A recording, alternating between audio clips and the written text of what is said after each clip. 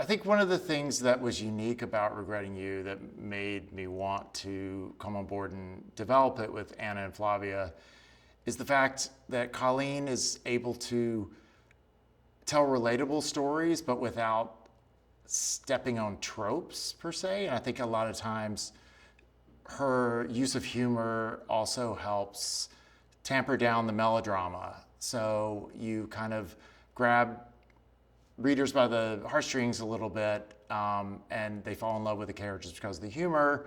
And then in the end, you've got your tissues out because you're happy for the characters and their final resolution. We had the advantage of casting these actors almost a year in advance of shooting. So Allison and Dave, who were already kind of knew each other, really communicated a lot.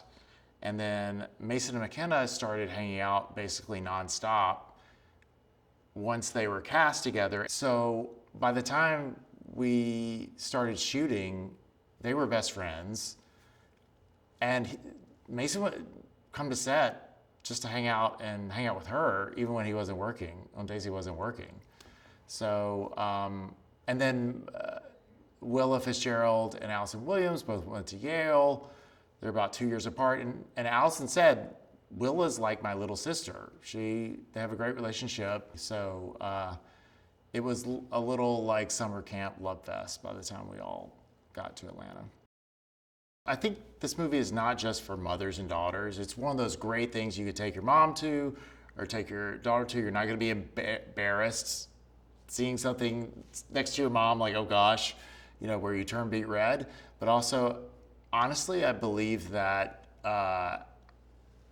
girls can bring their boyfriends and their husbands and they're going to love it because dads are going to love and relate to what it's like to have a daughter that's maybe being a little too wild or a little, doing a little bit too much of her own thing. You want to make a film that's relatable to as broad an audience as possible, but still have something meaningful and have some meat to it. And so I think that Regretting You delivers that.